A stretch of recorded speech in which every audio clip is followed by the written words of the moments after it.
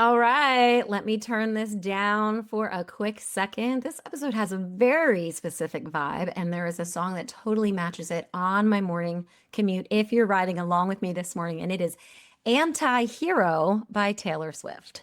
I'm not a huge Swiftie. I'm not a Swiftie at all, in fact, but I do love the Anti-Hero song because it's basically this moment of radical self-awareness, if you will. It's that uncomfortable, but very powerful realization that, yeah, sometimes we are a part of the problem. Yeah, it's me. I'm the problem. It's me. And not in a shamey, blamey way, but just in this honest realization of, oh, wow, okay, I see that now. I see the role that I played. And that's exactly what we're talking about today, how our own conflict patterns and habits and nervous reactions, our nervous system reactions can just kind of like sneak into those meetings and those emails and conversations, especially at work, which is, we don't want them to show up at work. Maybe just at home behind closed doors, please. But this episode is noticing those patterns now without spiraling, taking some accountability without beating yourself up, and learning how to just pause long enough to choose a response that actually aligns with who you want to be and how you want to show up. So, I add one song to my Spotify playlist every episode. And if you head over to Spotify, it's called The Morning Commute and it's episode vibes. And again, the profile that I use is golden.state.slp. So if you want that full vibe, go ahead and follow me, and my playlist on Spotify, Anti-Hero, is already there waiting for you. And maybe you've been that moment where you were like, yes, I was the problem. It's me. So go ahead and turn that song up on your commute. Welcome back to the Morning Commute podcast. This is really the space where school-based professionals are going to get the scripts and the strategies and communication tools that they need to be able to navigate those tough conversations with clarity and compassion. I'm your host. Again, I'm Stephanie Michele Sweigart. I'm here in Los Angeles. It's another beautiful day, 81 degrees as the high today. I'm like, what is going on in January? I will take it. Clear blue skies. I love it. It just, when the sun is out and it's shining and it's warm, my mood is completely affected by the weather, which is why I live on the West Coast. And I don't know if anybody can feel me on that. But today we're talking about something that every mentor or coach and seasoned school-based professional really runs into. And that is, how do we support others without burning ourselves out in the process? Because let's be honest, when you're the person that people come to look to for answers or for reassurance or guidance, it's really easy to slip into this over functioning, over helping, over caring, kind of space. And I honestly believe that is the fast track to exhaustion. So if you are wondering how this could be different for you, I've got you covered. By the end of this episode, you'll be able to use one simple 4-step framework to really coach and mentor others without falling into that over functioning, over explaining, burning out mode, right? And if you've listened to episode 1, this is sort of the next layer, right? It's what it looks like to hold boundaries, and not just in conflict, but in those coaching or mentoring, supervising relationships. So what is this, a 4-step framework, you ask? You might have heard me talk about it in other lessons, and I could go on and on about this, repeating it over and over, because I don't think you can just get enough of it.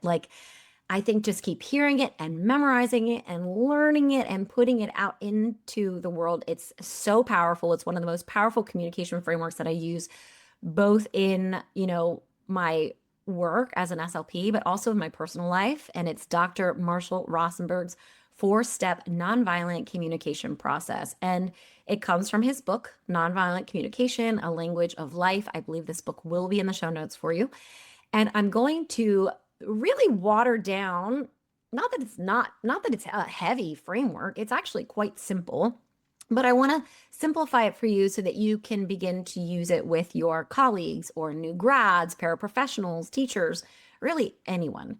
And I started learning about this in 2011 from Aubrey Hathaway. A little shout out to her, an occupational therapist that has introduced it to me in 2011. And I have been practicing it and learning it and using it and teaching it ever since. I'm still a student. It is a life practice. So let's get into it. You know, I love airing my dirty laundry on these episodes. So I do have another little story for you.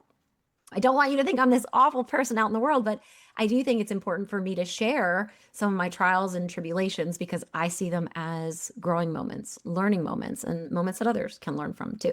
So let me tell you a little story from early on in my career. I think I was like 2 years in my career. And yeah, we're going to cringe a little together. I'm going to cringe while sharing this to you. But early on in my career, I was asked to supervise an SLPA. I was working for a contract agency and I said yes immediately, like maybe two immediately. Why? Well, first of all, it was a few extra dollars on my paycheck. I was really excited about that, to be honest. And I was a people person. I was easygoing. I thought I got along with everyone and I figured, how hard can this be, right?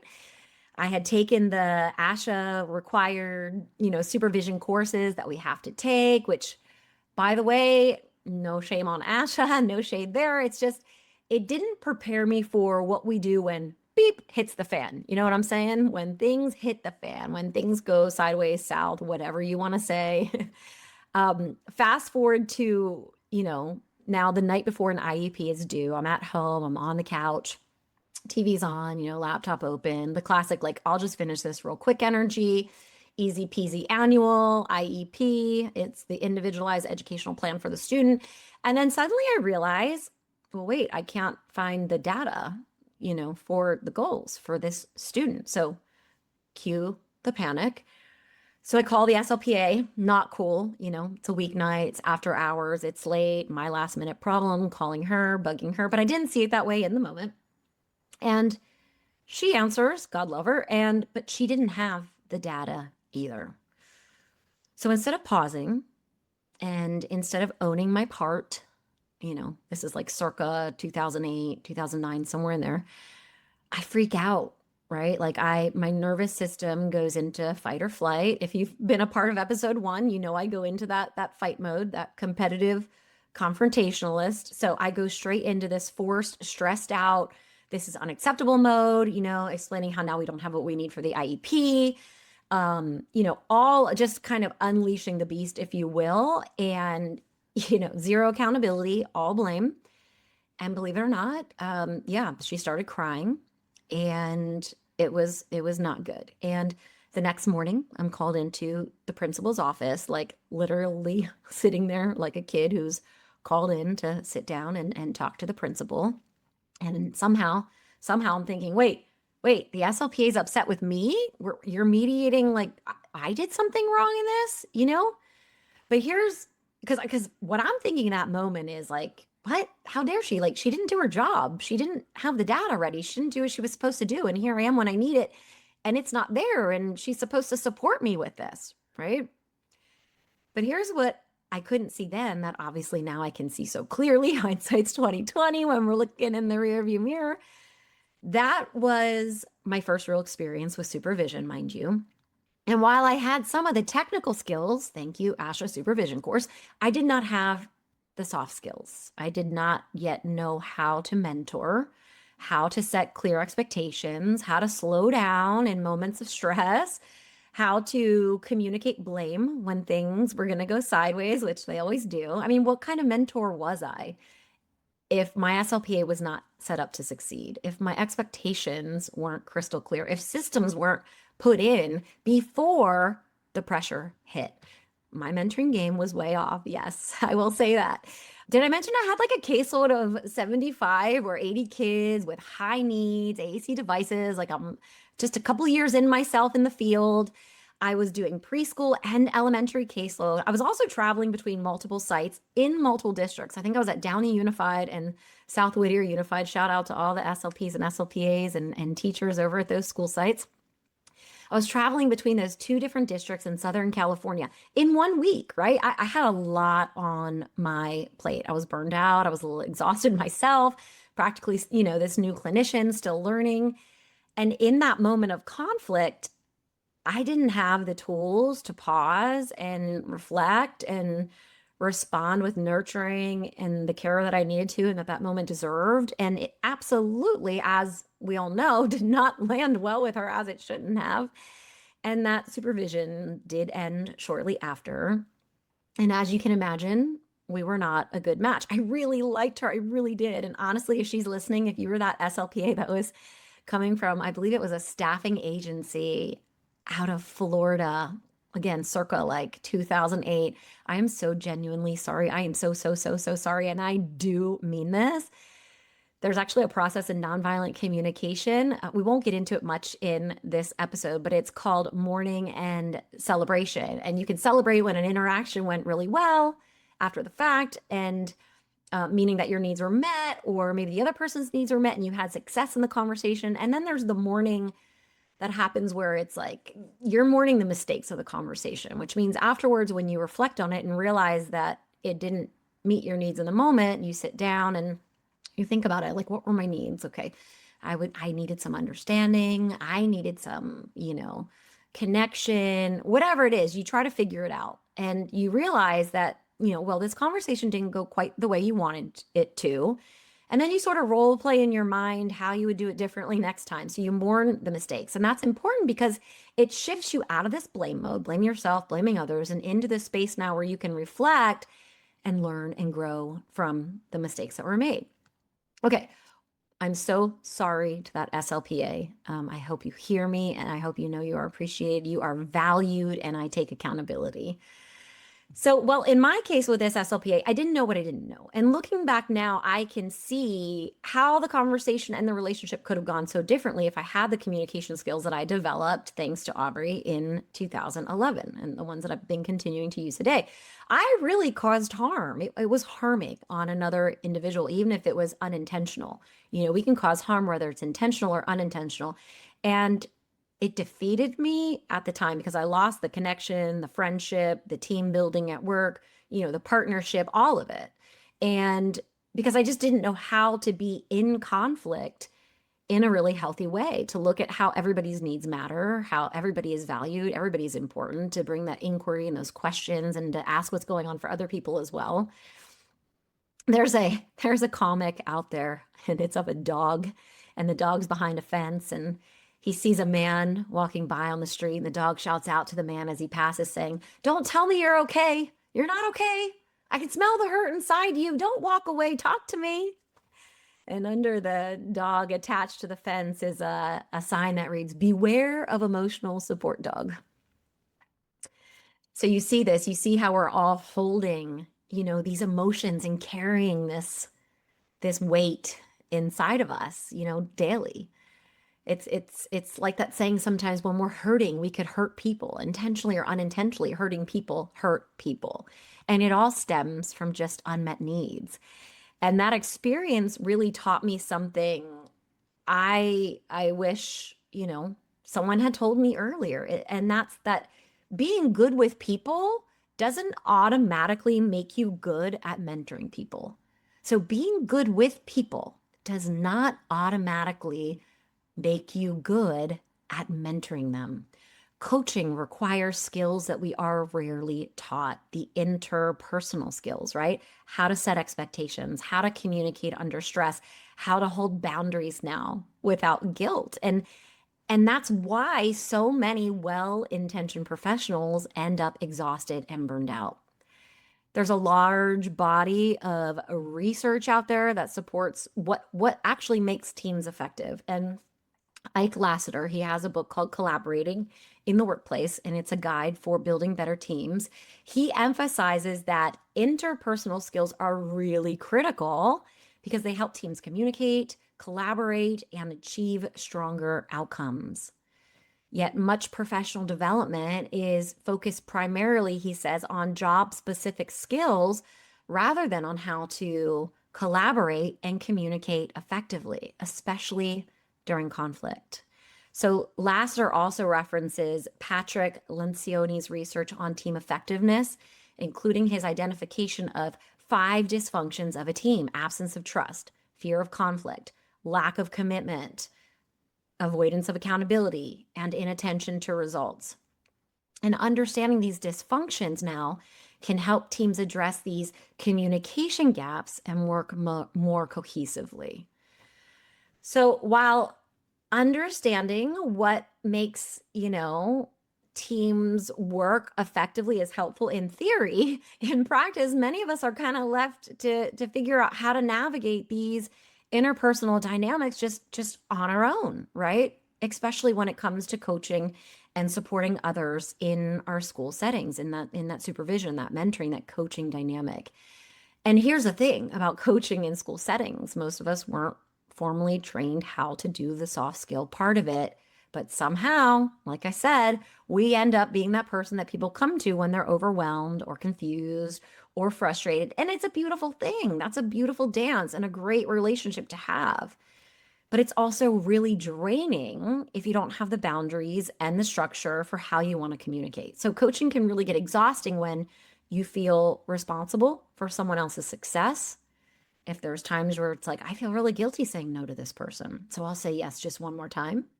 When you take on more workload or responsibility or more emotions than that which belongs to you, if you keep softening your expectations because you don't want to hurt the person's feelings and they're so new and they're so green or they're so sensitive, right?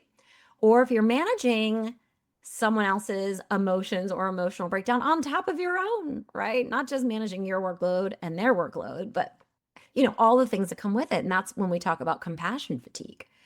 So this is where burnout starts to sneak in. And again, it's not because you don't care, but it's because you care too much without having the support or the systems in place. That's why I love nonviolent communication. The acronym for that is NVC.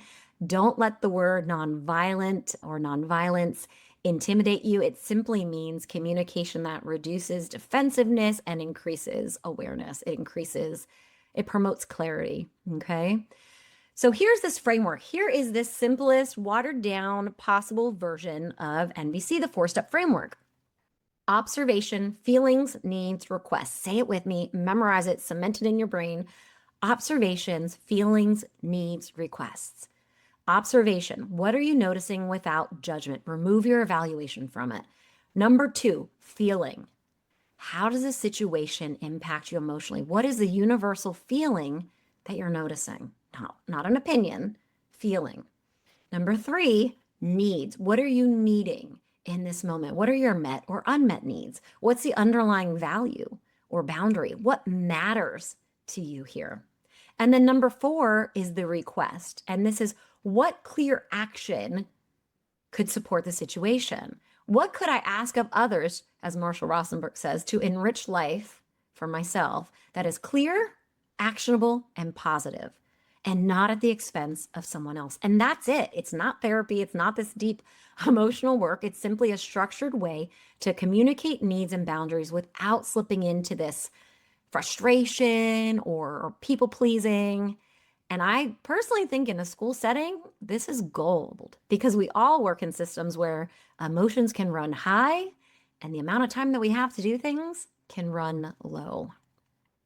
So let's walk through a real maybe coaching moment using this type of framework: observations, feelings, needs, requests. So here's a scenario.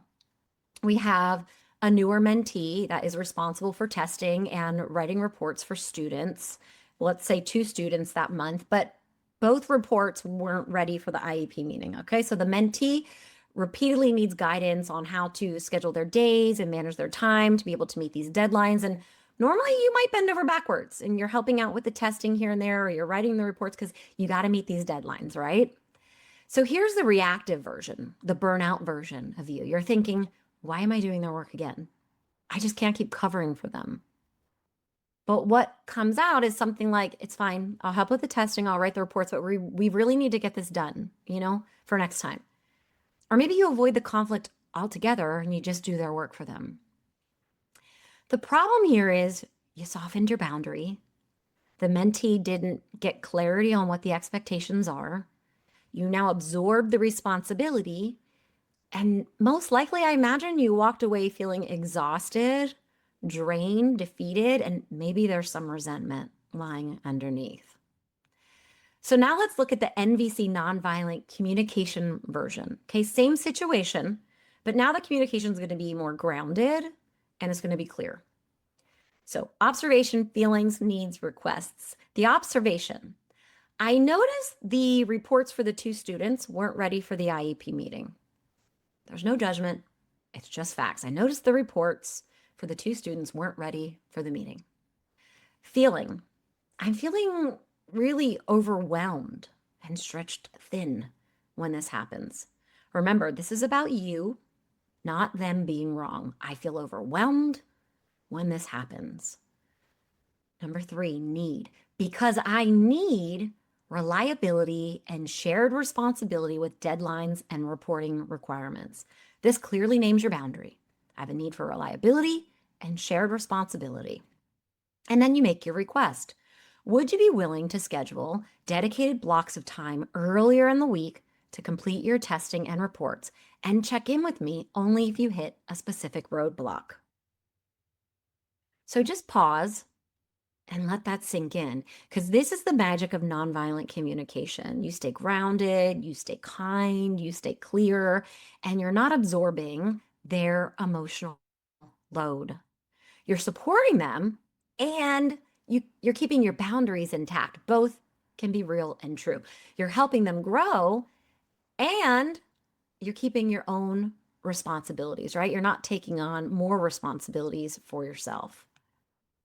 So maybe now what we can do is we can slow this down and apply each step to the type of coaching or mentoring that you're likely doing at your school. Let's go back to that 4-step framework. Let's start with observation. Again, this is your anchor, okay? This keeps the conversation neutral. It lowers defensiveness. There's no judgment, no evaluation, no exaggeration. We're emptying out our faculties and we're just stating the facts. Here's what I saw. You can start the sentence frame with when I see, when I hear, when I notice, when I observe. Okay, again, remember those script phrases we talked about in episode 1. Bring it into your own language, your own tone. It's just a structure. You don't have to memorize it. It's not a performance. Keep it natural, keep it you. But this gives you structure. When I see, okay, here's what I saw. Number 2, let's go on to feelings. This is not you frustrate me. Even if you feel that way, it's I feel frustrated, or I feel overwhelmed when, or I feel angry about, or I feel worried, or I feel concerned with. You're naming your internal state. You're not labeling them, okay? This models emotional regulation, and it's going to keep the tone grounded, okay? So when I see blank, I feel blank. Step 3, needs. All feelings, come from met or unmet needs. If you're having a positive feeling, your needs are met. If you're having a unpleasant feeling, maybe your needs were not met, okay? But in needs, this is where your boundaries live, okay? Needs could look like I have a need for clarity, respect, teamwork, collaboration, shared vision, predictability, efficiency, professionalism, whatever the case may be, right? You're not blaming. You're just identifying what value of yours was impacted and not met, what matters to you, what's important here. And the sentence frame for that is simply, I need. So when I see blank, I feel blank because I need blank. And you fill in those blanks, again, with universal feelings and needs. The last step is request.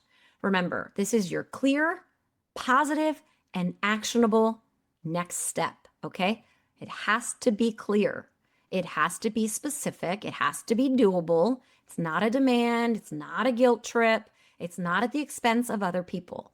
Because remember, we want to try to help as many people have wins in a situation as possible. Not always possible, but we don't want to make a request at the expense of someone else.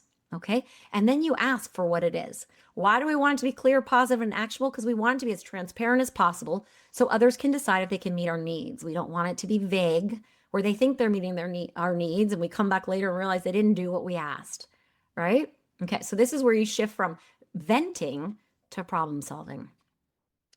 Again, when I see blank, I feel blank because I need blank. Would you be willing to? Would it be okay for you if? Would you consider? Those are your sentence frames, okay? That's the 4-step pathway. And again, this can help you from feeling burned out. And if you're wondering, well, how does this prevent burnout? I still have all these other things going on. I just want to let you know it does keep you, again, from shouldering other people's emotional reactions, from overhelping in situations that can lead to that exhaustion, feeling responsible for fixing. A lot of times we go into this fixing nature where we feel like we have to fix someone else's problem, right? That isn't even our problem. Or we have to fix someone else's performance. And we will learn that you can't fix other people. It's impossible. It's like that old saying, you can lead a horse to water, but you can't make them drink. You can guide, you can educate, you can nurture, but you can't fix someone else. And also these strategies now say, hey, I'm not taking on more than I have capacity for. So that boundary piece. And with our requests, we're not being vague. Because if we're being vague and people aren't meeting our needs, then it can lead to that resentment. So nonviolent communication really creates this opportunity for emotional clarity for both you and the person that you're having a conversation with. And it gives you that permission to hold your boundaries without guilt. And if you need to remember how to say no, go back to episode 1 in the Morning Commute podcast, where I share script phrases and the importance of saying no and the phrases that you can use to say no without carrying that guilt. So head back over to episode 1 if you need some of those sentence starters or script phrases. Also, what this does is now we are giving the other person ownership, the person that we're mentoring or coaching, we're giving them ownership of their role, right? You now have ownership of your work and what you're doing, okay? This is why once you start using the script phrases that we talked about in episode 1, the 4-step framework that we're talking about in episode 2, you're going to see your stress levels drop dramatically. Again, it's a life practice, one step at a time. So here's a tiny experiment I want you to walk away with, and actually you can try doing this week. First is just pause for a second before you answer. Just breathe and think. Then I want you to say one observation, just the facts, no drama. I heard you say this to the student. Or I noticed you did not take data today, or I saw that your files are missing the assessment protocols. Just keep it neutral, no judgment. And then just name one boundary or need, what actually matters to you. I'm needing consistency. I'm needing support with the filing. I'm needing ease with finding the documentation. I'm needing consideration or respect for the student. And then make one clear request, something easy, something specific. Would you be willing to file the assessment reports in the student's file immediately after you finish testing them? Would it be okay for you to try saying this instead to the student? Fill in a more appropriate response. Would you be able to track data for one group today? Or you can do a little light version of nonviolent communication. Say, hey, I'm just going to try observation and request. When I see you say this to the student, I'm wondering if it's possible for you to say this instead. That's it. One small tweak that we do like this can totally shift the vibe of a conversation. You will see the energy shift. People have told me they've seen the energy and the attitudes in the room shift once they start using nonviolent communication processes, and it's going to save and protect your energy. Amen to that. Try it, notice what happens, and see if it creates any shifts for you. And if you take anything away from today, let it be this. You can support others and still protect your energy. You can be compassionate and be clear. You can be helpful and not absorb everything that everyone wants to give you. Nonviolent communication is not about being perfect. It's about communicating with intention instead of reactivity. And that alone can really begin to change how you are showing up as a mentor or a leader or a coach in your school site. So now if we were to reflect back on that first SLPA I ever took, we're cringing over how I acted, right? If I reflect back on that, I realize, maybe I could have said something like this. Hey, I noticed there's no data in the system for the kiddos. I have an IEP tomorrow. I'm not sure if the student is, meeting their goals, and I'm feeling stressed out about this. Could we, talk to discuss maybe this system that we can put into place so that I can support you with understanding the importance of data collection and storage, but also support the student that or monitoring so that we know their successes or their struggles so that I can form the most appropriate goals in the IEP meeting. When would be a good time for us to discuss this? I think, this will help us to eliminate having a situation like this again in the future. And I think it's going to set us both up for success. And I apologize, I didn't bring this up sooner. And this might sound a bit polished. And yes, I've had a lot of time to think about it. Hindsight's 2020. Those beautiful words, they don't always come out in the moment. No doubt. I get it, right? You're going to have moments where you're going to stumble with this. You're going to forget the steps. You're going to say it awkwardly. And I just want you to know that that's not failure. That's practice. Again, we can celebrate conversations that went really well after the fact, and we can mourn conversations that didn't and replay them in their mind on how we would like to fix that moving forward as part of the practice. Shout out to everybody listening on the Morning Commute podcast who is here with me for episode 2 today. If you are listening to this after a long day or maybe even before one starts, I want you to know how deeply your work matters. It's like the time and the energy and the heart that you bring into your role. I think it makes a real difference, and it might not always seem like it's visible to you. So know that it is. Thank you for showing up. Thank you for caring. Thank you for being willing to grow and to learn and to educate yourself. And I hope that today's strategies really support you in sustaining yourself while you continue to do such meaningful work. And if you're coaching or you're mentoring or supervising. And if today's episode really gave you some clarity or tools that you can use in your next coaching moment, go ahead and subscribe and leave me a quick review. I really, truly think that it helps more school-based professionals find this support. So head over to my Instagram or Linktree to download. I have a free PDF workbook. It's called Communication in the Workplace, and it is packed with scripts and notes from the 4-step NVC process that you can keep handy for your next tough conversation or your email or your text messaging or your partner at home. You can grab it anytime on my website at goldenstateofmindpd.com. Again, it is a free resource that I have for you, and I can also post it in the link notes of the show. If you want specific coaching or want to run a specific coaching scenario by me, hit me up, DM me in Instagram at golden.state.slp. Send in that information. I would love to break it down together and connect with you. Remember, guys, coaching is not fixing, okay? Coaching is creating clarity and letting other people do their own part. You don't have to choose between helping others and protecting yourself. With the right tools, you can do both beautifully, okay? And this is how we stay in this work long-term. Clear communication and shared responsibility and compassion that really includes ourselves. All right, Taylor Swift song's out there. Anti-Hero is going back on full blast right now. It's me. I'm the problem. It's me. But I am so happy to have the tools to learn and grow and measure how far I have come. But yet I know I still have a lot to go. I will see you guys on the next Morning Commute. Take care.